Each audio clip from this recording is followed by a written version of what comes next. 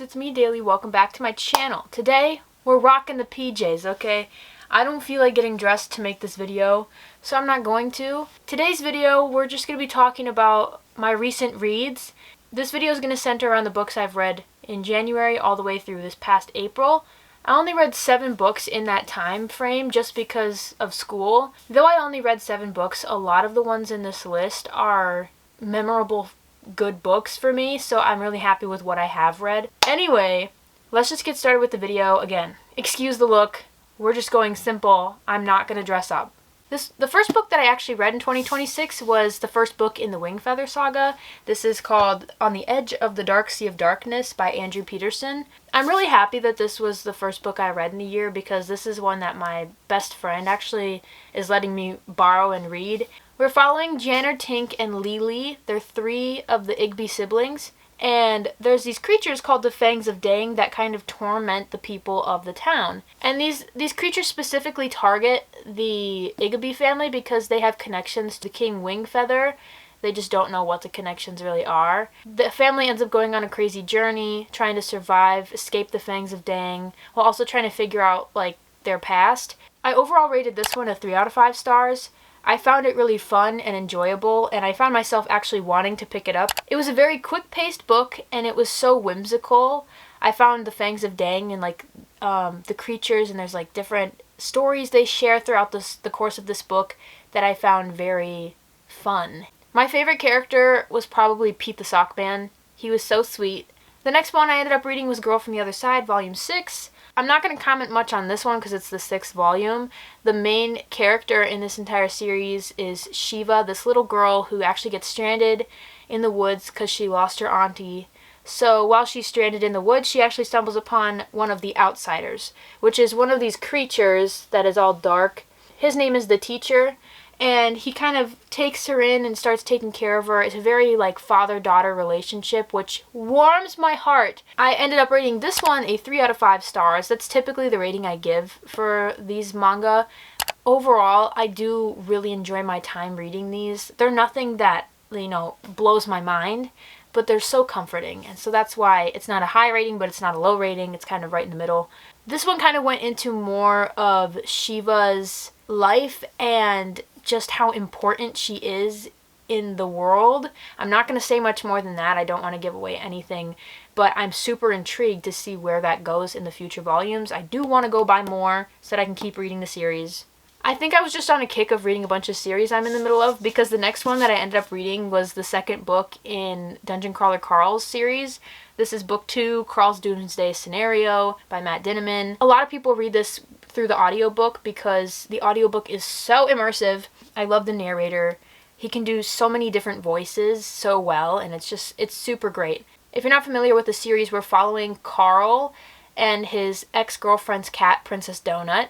One day, there's like an alien apocalypse thing, and all of the buildings get smashed to the ground. So everyone who is underneath something inside of a building is immediately gone, killed. But those who survive, such as Princess Donut and Carl, are essentially forced or given the option to either die or enter this televised across all the galaxies competition for dungeon crawling. So Princess Donut and Carl choose to enter the dungeon and participate in the dungeon crawling competition. They try to gain followers, they try to gain publicity so that they can get more help. So many, like, goblins, weird creatures, just strange things going on, but it's so thrilling and so fun. It's just crazy chaotic, but in the best way possible. I rated this one a 4 out of 5 stars, which means I really enjoyed it, because I did. I love this one more than the first one because in the first book, they're kind of really, like, sheltered off. They have their walls up. They're just trying to survive. But in this one, we get a little bit more comfortable in the dungeon area, and we get to kind of see more of their sweet spots and see what makes them tick and what makes them keep going even in this terribly awful time in the dungeon crawler world. Even though we kind of got to see more into the heartwarming side of our main characters in this book, it was still super goofy, super funny. I'm always laughing out loud when I listen to this audiobook, so I cannot wait to continue with the series. The next book that I ended up reading was in anticipation for Valentine's Day. So I read Most Eligible by Isabel Engel. This is this author's debut novel, and I'd say she did a really good job. I thought it was super fun.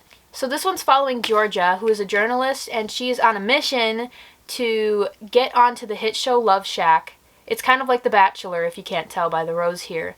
But as she's on the show, she finds out that the host of the season is actually someone she had a one-night stand with about a year ago. That happened to be Rhett Auburn, who is actually a famous country singer also. I ended up giving this one a 4 out of 5 stars. This book was insane. Like, there was so much going on at the same time. I think the author, Isabel Engel, was trying to make a point, saying that, yeah, my book is really chaotic. Yeah, it doesn't really make a lot of sense. Is it realistic? Absolutely not. But that's the television industry. We watch and expect these unrealistic situations to work out, and we gobble it right up, okay? I thought it was really clever. Also in the same Valentine's Day vlog that I mentioned, again, up in this corner if you want to see it, I ended up reading the second year single. This is by Kara Tanamachi. This one's following Sora Reed, who also happens to be a writer, kind of similar to the last book. To gain viewers and traction on her writing, she comes up with the concept of going #GoSolo for the month of February. She's had a really hard time keeping relationships in her life, and finally she's fed up and says, hey, I'm going to go solo for the month of February. So she ends up writing journal entries and writing about her experience. She gains a bunch of followers in the process, and she's trying to uphold this image of being so put together until she actually runs into a childhood friend of hers at the grocery store, whose name is Jack Mann. He's kind of always had a crush on her, and they kind of spark up this like friendship connection. And so she's trying to battle falling for Jack Mann while also pleasing her readers. I gave this one a 3 out of 5 stars. I found it super fun. Sora is very awkward and clumsy, and I found that hilarious throughout the course of this book. I felt like this book was more centered on emotional connection than physical, which I love, okay? The next book I ended up reading is in another one of my vlogs. I'll pin it up here in the corner if you want to go see more of my thoughts on this book in real time. But that is Tomie by Junji Ito. This one is following Tomie. She's a very seductive, beautiful woman, and she kind of leads guys astray, and she makes them kind of go cuckoo crazy, so they try to kill her. But even if they kill her, she keeps on returning. She keeps on like reincarnating, coming back, and that's just kind of the whole course of the book. In the long run, I gave this one 3 out of 5 stars. This one was actually on my 26 books to read in 2026. It's such a big book, and it's so repetitive, and I didn't love that. Like, some of the stories were super unique, but Tomie keeps returning. It's just Tomie the whole way through. And I found it just very irritating by the end of the book that I had to keep reading her coming back. I was like, okay, we get it, you know. I, again, still love the art. I'm still going to keep it. I'm glad I read it. Glad it's over. The final book that I ended up reading in the months of January through April was Project Hail Mary. This is by Andy Weir. Obviously, this book is everywhere because the movie has been everywhere. In this book, we follow Ryland Grace, who is a science teacher at a school. The sun is dying, and Ryland gets recruited with the government to help figure out why the sun is dying, help figure out how to stop this, because otherwise half of the world's population is going to die in 30 years. So Ryland ends up waking up in space. His crewmates are all dead. He has no idea why he's there, what he's doing, and we get flashbacks frequently regaining all of the memory that Ryland had on his time on Earth. Needless to say, Ryland is freaking out. He has no idea how he's supposed to save the world all on his own. But is he actually alone? I'm sure you know the answer to that.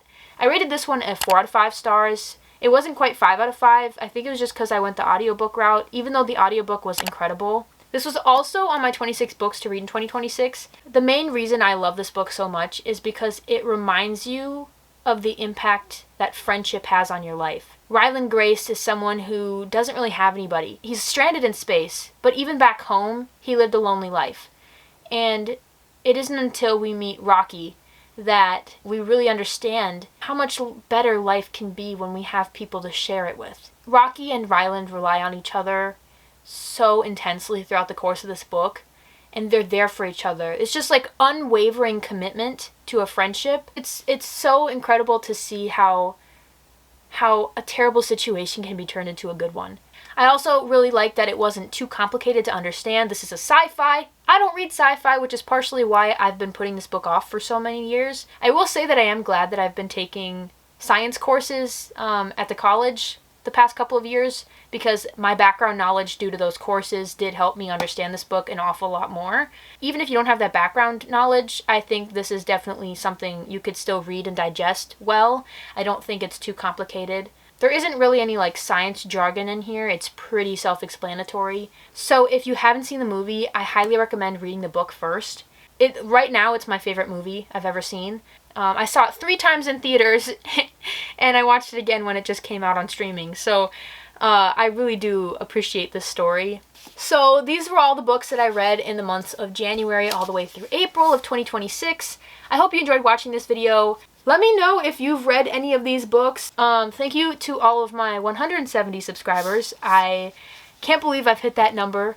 I know it might not seem like a lot, but I deeply, deeply appreciate everyone who comments, likes, subscribes. It means so much to me when I have interactions on my channel. It's so fun. So anyway, thank you so much for watching, and I'll see you next week on my channel. Bye!